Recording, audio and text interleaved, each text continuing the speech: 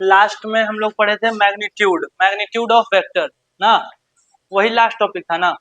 चलो उसके बाद आगे देखते हैं, वेक्टर समझे थे, वेक्टर क्या होता है, वेक्टर क्वांटिटी क्या होता है, मैग्नीट्यूड और डायरेक्शन दोनों होता है, कैसे होता है, सारा चीज देखे थे। चलो आगे देखते हैं कि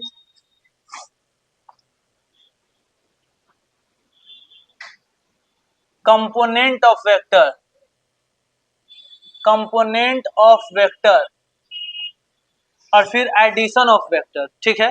या पहले एडिशन कंपोनेंट पढ़ सकते हैं आगे पीछे। कंपोनेंट ऑफ वेक्टर क्या होता है, कंपोनेंट ऑफ वेक्टर का मतलब ये हो गया कि कोई भी वेक्टर को हम दो हिस्सा या तीन हिस्सा में हम कैसे ब्रेक कर सकते हैं, वेक्टर को तोड़ना। कंपोनेंट ऑफ वेक्टर का मतलब हो गया वेक्टर का हम हिस्सा जो है तोड़ तोड़ के अलग करने वाले। कैसे होता है देखो, सबसे इसमें इंपॉर्टेंट कॉन्सेप्ट है कि मान लेते हैं कि हम बोलेंगे, देखो यहाँ पे आप समझना अच्छे से, सबसे पहला नंबर समझेंगे, हम बोलेंगे देख भाई, सबसे पहला कि कोई फोर्स इधर लग रहा है, ऐसे इधर, हम पूछेंगे बताओ ये फोर्स किस किधर किधर लग रहा है, किस किस डायरेक्शन में। तो आप बोलेंगे कि सर एक फोर्स इधर लग रहा है इस डायरेक्शन में, इधर, और ये वाला फोर्स दूसरा इधर लग रहा है। तो ये हो गया फोर्स का कंपोनेंट, ठीक है। अच्छा, और दूसरा देखेंगे, हम बोलेंगे कि सर अगर फोर्स इस तरफ लग रहा है ऐसे, तो आप बोलेंगे सर यहाँ भी समझ में आ रहा है हमें, फोर्स इस डाउनवर्ड डायरेक्शन में भी है और फोर्स इस डायरेक्शन में भी है, दो दो डायरेक्शन में है कि नहीं। चलो तीसरा देखते हैं, तीसरा इधर हो गया इधर हो गया। चलो फोर्स अगर इधर लग रहा है तो भी आप समझ जाएंगे कि फोर्स अपवर्ड डायरेक्शन में है, इस तरफ भी है और इस साइड भी है, ऐसे। और एक आखिरी बन सकता है आपका किस डायरेक्शन में, इस डायरेक्शन में, ऐसे। तो इसमें आप भी बता सकते हैं कि सर फोर्स दो दो डायरेक्शन में, इधर भी है इधर भी। अब जब इसको कंपोनेंट तोड़ते हैं तो ध्यान देना, जब कंपोनेंट तोड़ते हैं तो आपको क्या दिया हुआ रहेगा क्या नहीं दिया हुआ रहेगा उसको हम बताते हैं, ठीक है। ये तो चार चीज समझ में आया, ऐसे तोड़ते हैं भाई कंपोनेंट। कोई भी वेक्टर क्वांटिटी को आप ऐसे दो हिस्सा में बांट सकते हो, अगर वो तिरछा रहा तो, सीधा रहा एक्स में वाई में तब तो ठीक है, लेकिन अगर टेढ़ा रहा ना एक्स में ना वाई में तो उसको दो हिस्सा में आप बांट के लिख सकते हो, ठीक है।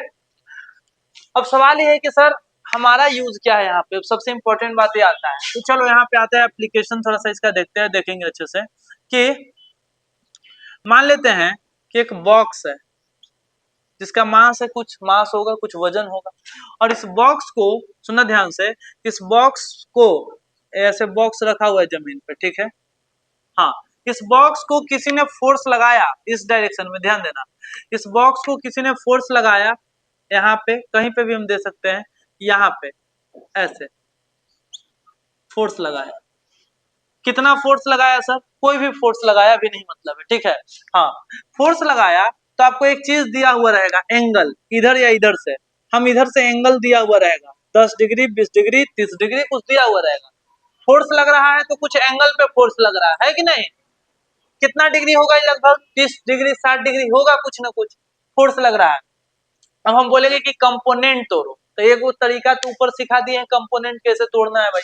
तो इसको दो हिस्सा में बांटो, तो एक हिस्सा सर इधर जाएगा और दूसरा हिस्सा सर इसका ऊपर जाएगा, ठीक है। ये तो बता दिए, लेकिन नया क्या है, नया ये है कि दोनों में से नाम लिखना है। एक का नाम लिखना है एफ कॉस थीटा और एक का नाम लिखना है एफ साइन थीटा। एफ को दो भागों में तोड़े तो एफ दो भाग में बट गया, एक का नाम होगा एफ कॉस थीटा और दूसरे का नाम क्या होगा एफ साइन थीटा।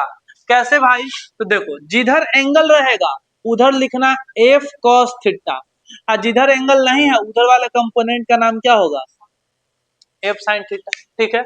चलो और देखते हैं यहाँ पे एग्जांपल, और देखते हैं, जैसे मान लेते हैं कि कोई रॉकेट है और इस तरफ इस डायरेक्शन में उड़ रहा है, ध्यान देना, देखेंगे ध्यान से, ये जमीन है, यहाँ पे हॉरिजॉन्टल सरफेस है, ऐसे सरफेस है, और यहाँ से एक रॉकेट या कोई एरोप्लेन अपना उड़ान भरा ऐसे इस डायरेक्शन में, कितना के रफ कोई भी वेलोसिटी से, भी मतलब वेलोसिटी कोई रफ्तार, ठीक है, इस डायरेक्शन में कितना रफ्तार से कितना एंगल से, तो एंगल आपको दिया हुआ है थीटा।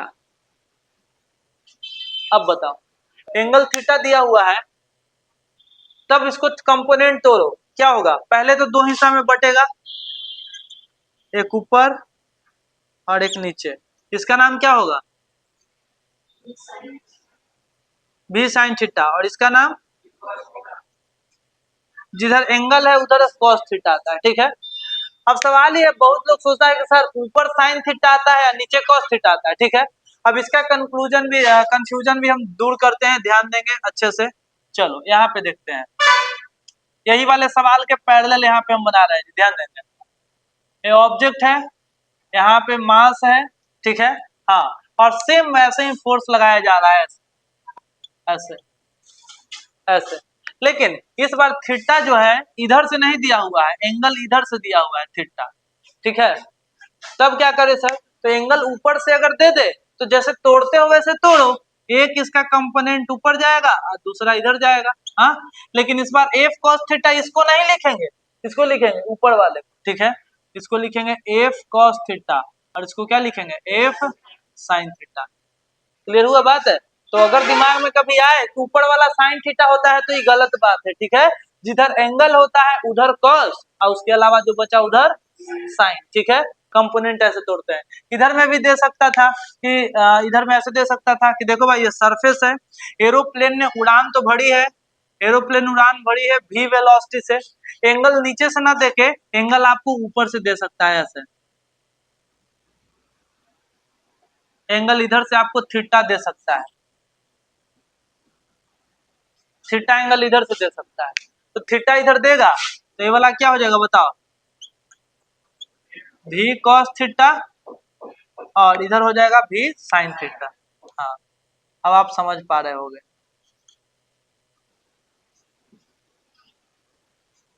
अब यही चीज हम यहाँ पे अगर थीटा दिया हुआ रहता, सोचो, अब इसमें हम सब में ए वाला एंगल थीटा दे देंगे, तो थीटा दे देंगे तो आप समझ जाओगे ना।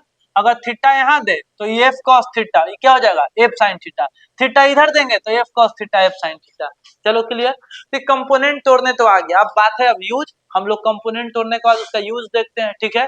चलो, लेकिन इससे पहले आपको एक हम क्या बोलते हैं, हम आपको साइन और कॉस का वैल्यू लिखवाए होंगे, ठीक है।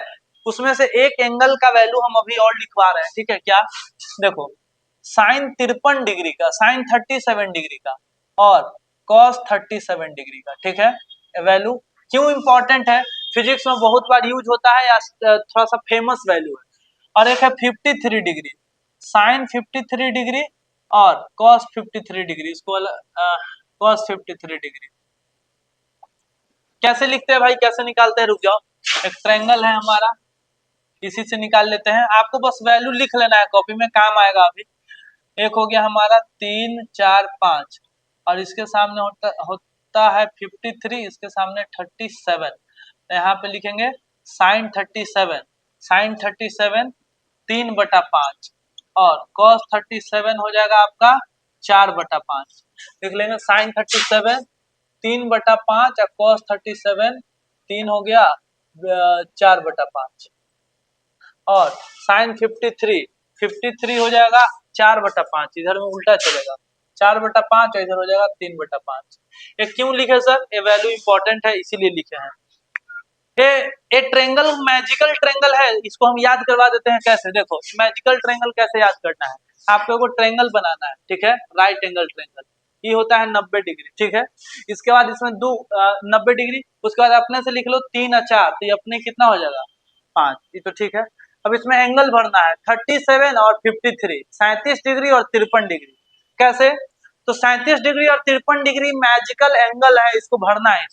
कैसे भरेंगे, तो बड़ा वाला साइड के सामने बड़ा वाला एंगल और छोटा वाला साइड के सामने छोटा एंगल, हो गया। अब इससे तुम निकाल रटना नहीं पड़ेगा, अब कभी भूल जाओ तो ऐसे बना लेना। अब आपको जरूरत पड़े साइन 37, ठीक है, तो साइन थीटा का फॉर्मूला होता है base by perpendicular by hypotenuse, ठीक है। तो इस वाले एंगल के हिसाब से देखो, इस वाले एंगल के हिसाब से परपेंडिकुलर है कितना 3 और हाइपोटेनस कितना है 3/5, ठीक है, निकल गया। कॉस तो उसी यही रूल से निकाले हैं, बेसिकली ट्रिग्नोमेट्री जैसे सिखाए थे उसी वाला नियम से। खैर ये आपको ऐसे हम वैल्यू लिखवा दिए, इसका जरूरत पड़ेगा तो देखेंगे।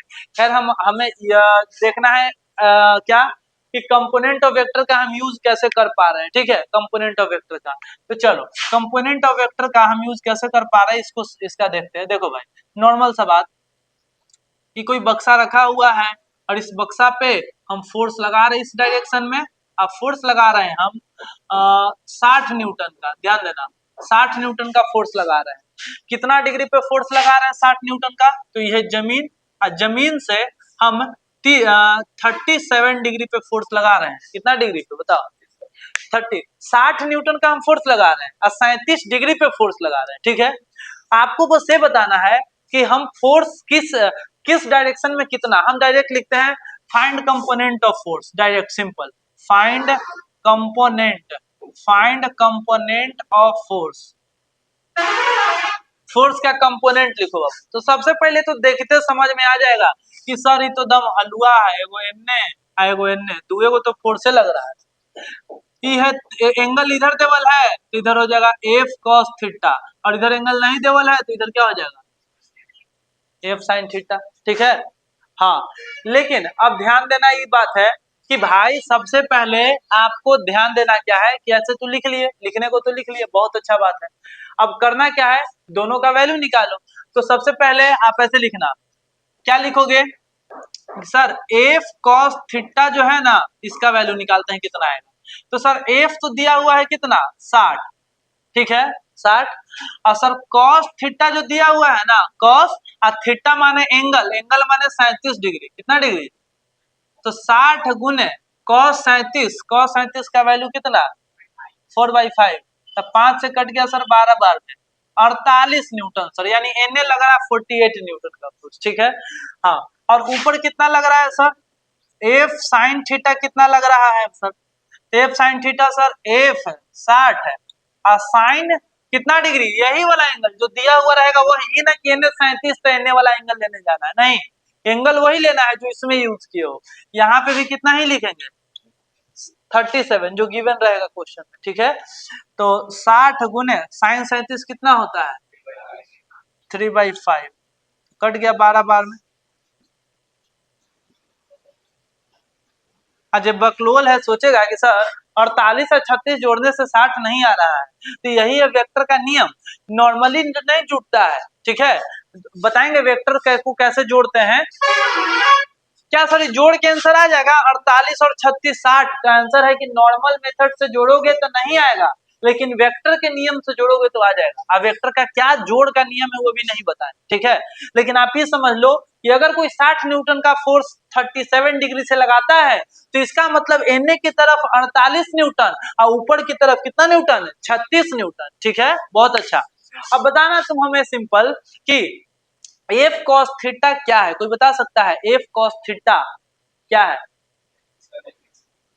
आपको बोलना है सर ये एक्स डायरेक्शन का फोर्स है, क्या है एक्स डायरेक्शन। हम पूछे कि 48 न्यूटन क्या है तो आपको बोलना है एक्स डायरेक्शन का फोर्स। ठीक है, या आप ऐसे बोलना component of force in x direction, क्या है बोलो। हम बार बार नहीं लिखेंगे, एक बार हम लिख देते हैं 48 न्यूटन क्या है, और या यहीं पे लिख देते हैं, यहाँ पे देखो यहीं पे ये है, कहाँ लिखे जी, हाँ यहाँ ठीक है, ये है component of force, component of force in x direction. X direction force का हिस्सा है एक्स डायरेक्शन में। ठीक है, समझ में आ रहा बात, ये क्या है बोलो जल्दी से, component of force in Y direction. ठीक है, बहुत अच्छा। और component of force in x direction को आप ऐसे लिख सकते हैं एफ एक्स का मतलब फोर्स इन एक्स डायरेक्शन। ठीक है, और इसको आप लिख सकते हैं एफ वाई। तो बनाने से पहले एफ एक्स लिखना और फिर लिखना एफ कॉस थीटा और फिर उसका वैल्यू लिखना। ठीक है, क्लियर, समझ में आया बात सभी को। चलो अब एक एरोप्लेन वाला एग्जांपल से समझते हैं। हाँ एक सेकेंड, इतना हो गया ना, कोई दिक्कत वाली बात नहीं है। चलो एक और क्वेश्चन यहाँ पे लेते हैं कि यहाँ पे एक क्वेश्चन इस तरीके से है मेरे पास कि एक एरोप्लेन इस डायरेक्शन में जा रहा था, ऐसे इस डायरेक्शन में एरोप्लेन इस डायरेक्शन में उड़ने की कोशिश किया, ठीक है, या ऐसे जा रहा है, कितना के रफ्तार से, ध्यान देना, एरोप्लेन ऐसे जा रहा है, रॉकेट जा रहा है ऐसे, और उसका रफ्तार जो है मान लेते हैं 120 न्यूटन, कितना न्यूटन, 120 न्यूटन है, ठीक है। चलो 120 न्यूटन के रफ्तार से भाई वो मतलब वो जा रहा है, ठीक है, और 120 है, रुक जाओ इसको बदल लेते हैं, 100 लिख लेते हैं, ठीक है, 100 मीटर पर सेकेंड से, 100 मीटर पर सेकेंड से एक गाड़ी एरोप्लेन ऐसे ऐसे ऐसे ऐसे जा रहा है, मान लीजिए, ठीक है। अब 100 मीटर पर सेकेंड से जा रहा है, अब एंगल वगैरह दिया हुआ रहेगा, तो एंगल आपका दिया हुआ है इधर से, ध्यान देना, इधर से एंगल दिया हुआ है, इधर से 53 डिग्री, इधर से आपको बताना है component, find the component of velocity, velocity मतलब रफ्तार, इसका कंपोनेंट बताना है, ठीक है, find component of velocity, velocity का कंपोनेंट कैसे बनाएंगे बाबू बताओगे? सबसे पहले तो इसका दो हिस्सा तोड़ेंगे, ठीक है, एक कहां जाएगा, ऊपर, और दूसरा राइट की लेफ्ट,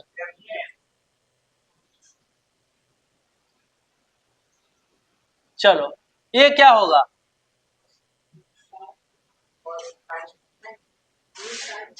एफ था तो एफ कॉस और एफ साइन लिखते थे, यहाँ पे भी है ना, तो यहाँ पे क्या लिखेंगे, यहाँ पे भी साइन थीटा, बहुत बढ़िया, यहाँ पे भी कॉस थीटा, ठीक है।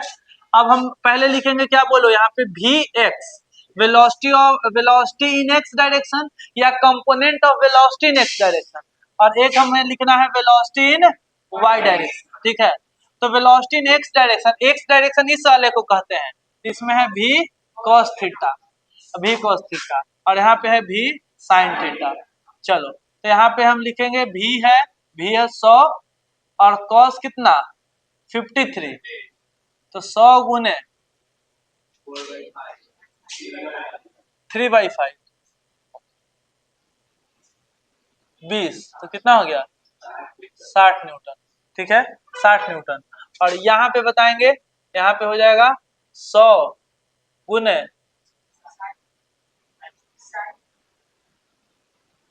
100 गुने साइन 53, 100 गुने, हम आपको अब पता चल रहा होगा हम क्यों 53 और 37 दे रहे हैं, क्योंकि कट के आंसर सही सही आ रहा है, रूट रूट में नहीं आ रहा है आंसर, ठीक है। अगर हम 30 डिग्री या 60 डिग्री सब लेंगे ना, तो आंसर कभी कभी रूट में आ सकता है, इसीलिए यहाँ पे आ गया 80 मीटर पर सेकेंड, हाँ सॉरी, अरे मीटर पर सेकेंड में आएगा, हाँ, हम यहाँ गलत लिख दिए थे, हाँ, यानी कि सुनो, और देखो अब थोड़ा सा रियल लाइफ से भी इसको कनेक्ट करके देखते हैं। मान के चलो कि तुम एरोप्लेन उड़ा रहे हो, ठीक है, ये कंडीशन तुम्हारे ऊपर लागू हो रहा है, तुम एरोप्लेन, तुम पायलट बन गए, तुम एरोप्लेन को उड़ा रहे हो 100 मीटर पर सेकंड से, कितना डिग्री पे, 53 डिग्री पे, ठीक है। अब तुम अपने दोस्त को बोले कि भाई तुम गाड़ी लेके नीचे नीचे मेरे सामने चलो, ठीक है, तुम कार से चलो, मतलब ऐसा बनाया गया है ट्रैक कि नीचे तुम्हारा दोस्त भी रेस लगा सकता है, तो तुम्हारा दोस्त को तुम चैलेंज दिए कि भाई तुम भी आओ मेरे साथ, मेरे साथ साथ चलो, तो तुम्हारा दोस्त बोलेगा अरे यार तुम एरोप्लेन से ऐसे जा रहे हो, तुम हमसे आगे निकल, कितना स्पीड से चलाना है हमको कैसे पता चलेगा, तो तुम उसको बोलोगे कि देख भाई अभी हम 100 मीटर पर सेकंड से उड़ रहे हैं और 53 डिग्री पे अभी हम उड़ रहे हैं, तो वेक्टर आता होगा तो कैलकुलेट करेगा, कैलकुलेट करके निकालेगा कि अच्छा एक्स डायरेक्शन का रफ्तार है कितना, बताओ 60 मीटर पर सेकंड, यानी कि अगर गाड़ी रोड पे चलाना है, एरोप्लेन के सामने रहना है, तो गाड़ी कितना से चलाना पड़ेगा, अगर तुम 60 से चलाओगे, तुम्हारा दोस्त भले 100 से चला रहा है 37 डिग्री पे, ठीक है, लेकिन एरोप्लेन जा रहा है 100 से 37 डिग्री पे, लेकिन ओवरऑल बात समझो, एरोप्लेन आगे जाने का रफ्तार है कितना 60 मीटर पर सेकंड, एरोप्लेन आगे की तरफ 60 के रफ्तार से जा रहा है, तो अगर कोई नीचे कार लेके 60 के रफ्तार से चलेगा, तो कार एरोप्लेन का रहेगा सामने ऐसे, ठीक है, एरोप्लेन ऐसे, कारदम ऐसे ऐसे ऐसे ऐसे ऐसे ऐसे, ठीक है, ऐसे रहेगा।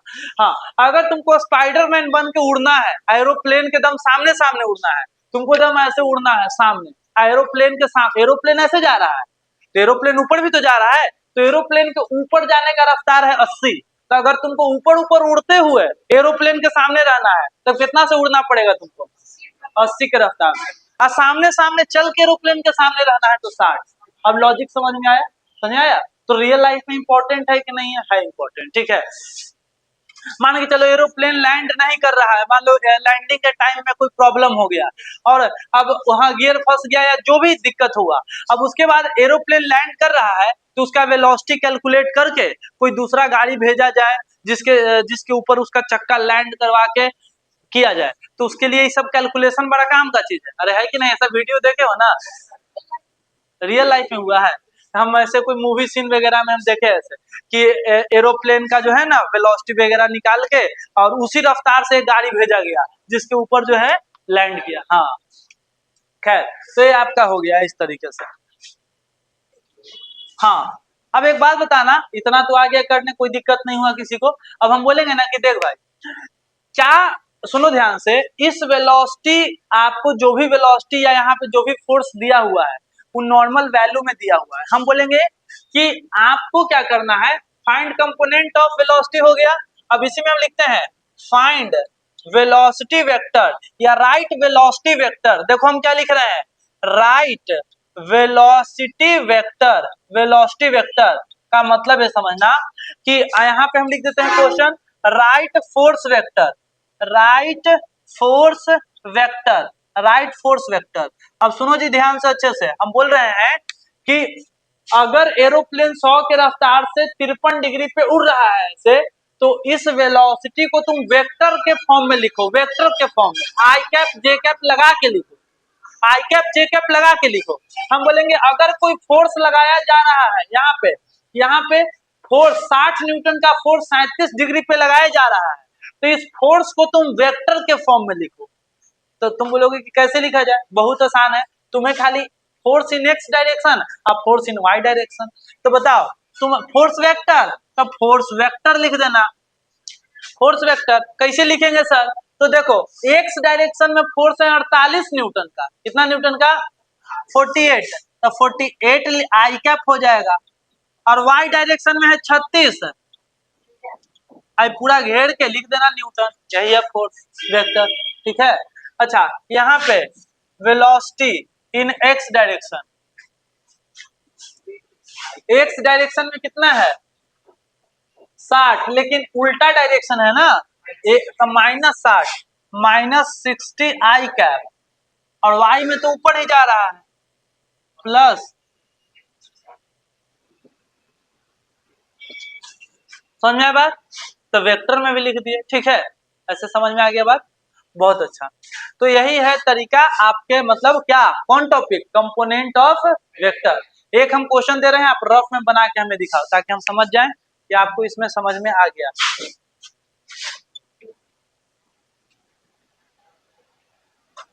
क्वेश्चन है क्या दे, वेलोसिटी, कोई एक वेक्टर क्वांटिटी का नाम बताओ, वेलोसिटी ऑफ फोर्स के अलावा डिस्प्लेसमेंट। ठीक है, डिस्प्लेसमेंट मान के चलते हैं कि कोई, सुनो ध्यान से, कोई इस डायरेक्शन में चला ऐसे,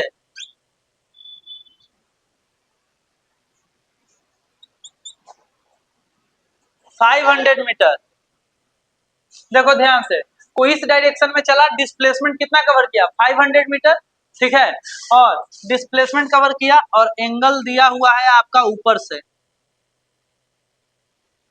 ए वाला एंगल, ए वाला एंगल दिया हुआ है 3753 ही लेते हैं, कोई एक एंगल ले लेते हैं 37, फिर से ले लेते हैं। ठीक है, चलो 37 डिग्री निकालना क्या है, कंपोनेंट एस क्या होता है, डिस्प्लेसमेंट क्या होता है, तो निकालना है find component of displacement and displacement vector दोनों। ठीक है, एक ऐसे कंपोनेंट तोड़ देना है अलग अलग, लास्ट में उसका वेक्टर भी लिख देना है। Find component of displacement, displacement, find component of displacement and right displacement vector. उतारना है आपको ये बताने के बाद, इसका आंसर पहले बताएंगे तभी।